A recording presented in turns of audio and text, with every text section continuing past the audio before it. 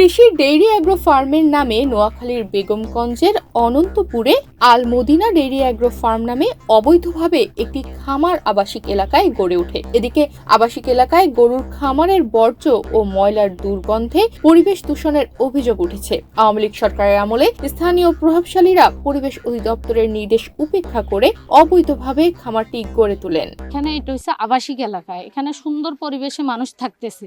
এই গরুঘর থাকার কারণে আমাদের বাচ্চাগুলো অসুস্থ হয়ে যেতেছে। আমরা দুর্গন্ধের জন্য খাবার খাইতে পারি না, আমাদের চলাফেরা, আমাদের বারবার পাতলা পায়খানা, ডায়রিয়া এগুলো হইতেছে পরিবেশের কারণে।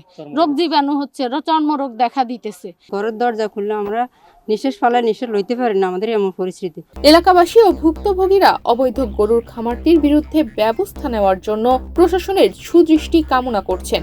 নোটিশ দেওয়ার পরেও প্রশাসনের নির্দেশ অমান্য করায় খামারের মালিকের বিরুদ্ধে মামলা করা হবে বলে জানান পরিবেশ অধিদপ্তর উপপরিচালক। অভিযোগের প্রেক্ষিতে তদন্ত করে আমরা সংশ্লিষ্ট বিভাগীয় কার্যালয়ে এনফোর্সমেন্ট কার্যক্রম গ্রহণের জন্য প্রেরণ করি।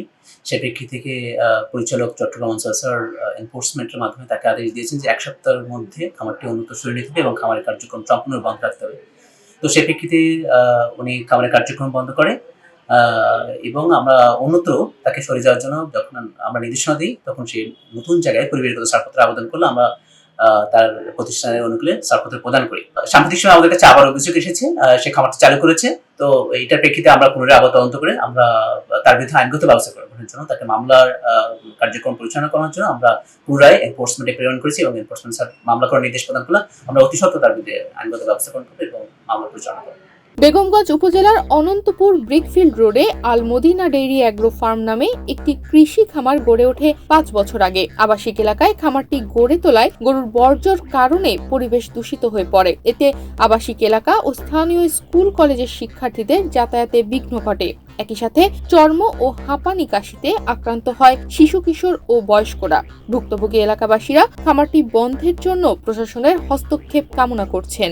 প্রভাবশালী লোককে ব্যবহার করে অন্যায়ভাবে সেগুলা করে যাচ্ছে, পরিবেশ নষ্ট করতেছে, রোগ ছড়াচ্ছে এবং কি বাচ্চারা অসুস্থ হয়ে পড়তেছে।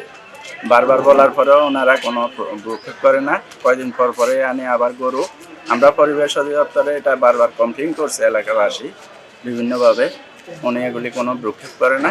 পরিবেশ অধিদপ্তর থেকে কমপ্লেইন করার পরে ওরা এটা কয়দিন বন্ধ ছিল, পরে আবার এটা কয়দিন আগে এটা আবার চালু করছে। এখন কেন চালু করছে, কার মতন চালু করছে এটা আসলে আমরা জানি না। আমরা এটা বন্ধ ঘোষণা করতে চাই আর কি। স্থানীয় প্রভাবশালী খামারের মালিক বাহার উল্লাহকে পরিবেশ অধিদপ্তর নোটিশ দেওয়ার পরেও নির্দেশ উপেক্ষা করে খামার পরিচালনা করে আসছেন তিনি। মাঝে মধ্যে সকালে খামার থেকে গরুগুলো অন্যত্র নিলেও সন্ধ্যায় আবার খামারে নিয়ে আসে। 50 থেকে 60টি গরু নিয়ে গড়ে তোলা হয়েছে এই খামার। কয়েকবার অভিযুক্ত খামারের মালিকের বাসায় গিয়েও তাকে পাওয়া যায়নি। তনিমা রহমান, বাংলাদেশ প্রতিদিন।